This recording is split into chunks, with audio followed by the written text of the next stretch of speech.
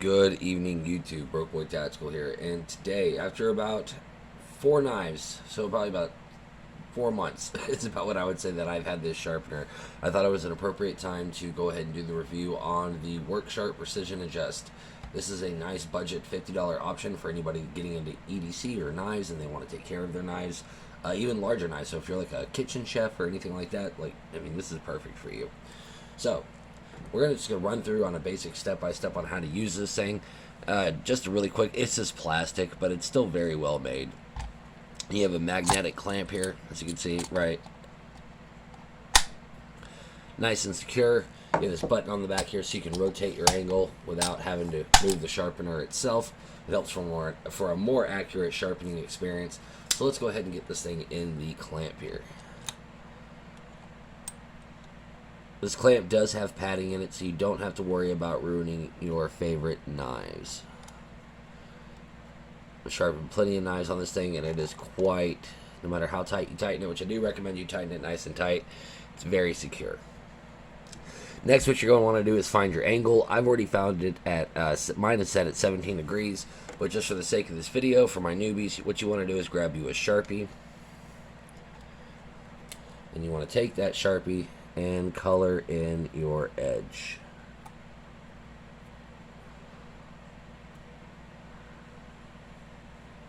Just like that. Down the entire length of the edge. See if I can get that on camera for you. Alright. Once you got your Sharpie on there, you're going to take your stone, your abrasive, whatever stone that you want to start out on. I would recommend, the basic Worksharp comes with a 320 grit right here. It also comes with a 600 grit, and it also comes with a ceramic. So it's a nice little setup for steels like D2. So what you want to do, just to find your sharpening angle, once you have it covered in, take your least abrasive and just give it a couple passes. And make sure that you're removing the appropriate amount of material. As you can see, we are not touching the top, just a little bit, so we're going to come down on our angle just a tad.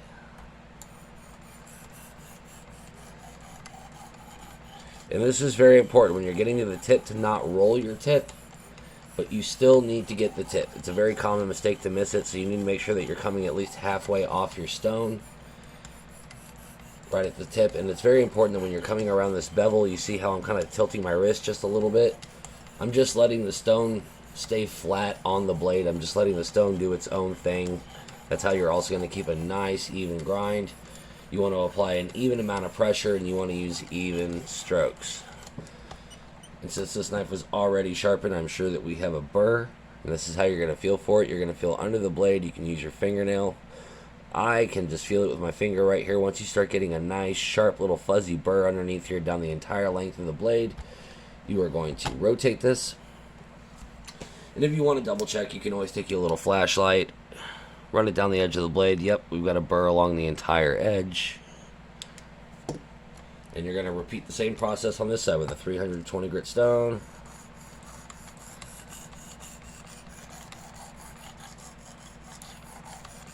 Did about 4 passes before, so we're going to do 4 passes on this side.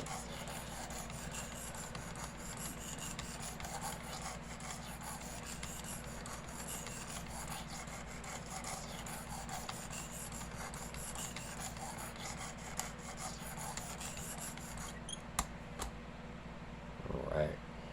And we've got a burr going. So we're going to rotate it back, and we're going to go from our 320 grit down to our 600 grit.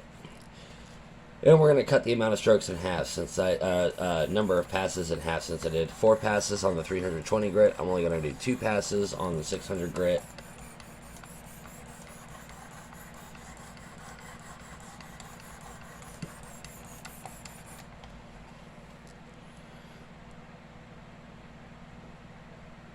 Beautiful, perfect. I'm going to rotate it back. Repeat the same process on this side. 600 grit. 2 passes.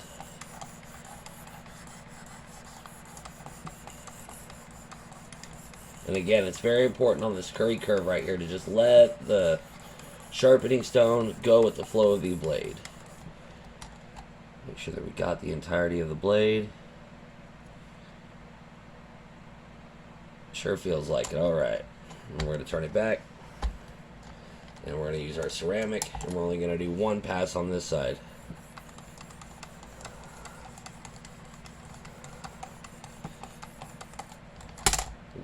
You can just throw that down. Be a little more careful with your system. These do have a lifetime warranty, but still, you should be nicer to your stuff, not throw it around like I just did. Alright, now let's check our edge. And I want to say, full disclaimer, if you are profiling a factory edge, meaning you just bought a new knife and you're profiling it on this system right here, it's going to take a lot longer for you to profile a steel like D2. It definitely is. But since I've already profiled this and taken the hours that it took to do that, it was very easy to just touch up. Let's do a cut test here, see if we're actually sharp. Oh yeah. Nice and sharp.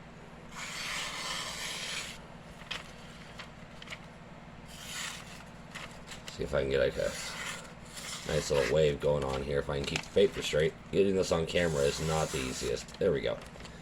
Nice and sharp. So, for 50 bucks, guys, it's kind of hard to beat this little system here. It really is. If you're worried about using the Sharpie on your knives, by the way, some baby wipes, rubbing alcohol wipes, whatever you want, they'll get the permanent marker right off your knife. No big deal. And most of it, if you got your angle right, most of it's going to come off. If not, all of it's going to come off in the sharpening process. As you can see, I don't even need to wipe this thing down. It's good to go. So this is a great little sharpener for the money. I would definitely recommend getting the upgraded system. It comes with a strop and some more abrasive stones if you want to get into profiling. You can profile with this basic system, but it is only going to come with this rod right here. Like I said, it's going to have a 320 grit. It's going to have a 600 grit, and it's going to have a ceramic here. But it's a nice little setup, especially for the money. It's going to give you a nice even edge. Just be careful around that tip. Don't round it off. If you do get a little smiley going on, it's okay. It's fixable. Just be patient. You know, hone your craft. Make sure you're getting good at it. Do it right. And I think you're going to have a great time with this system. I think it's a great starter system. A Lansky would be another good starter system. But they can be twice the price. But are they twice the quality? I've used one. They're pretty damn good. But for 50 bucks, if this is the best you can do, I would say you're in really damn good shape. They have a lifetime warranty. So, yeah, that's where I'm going to cut the video short. This has been my little demonstration and review of the Worksharp Precision Adjust. We'll see you next time.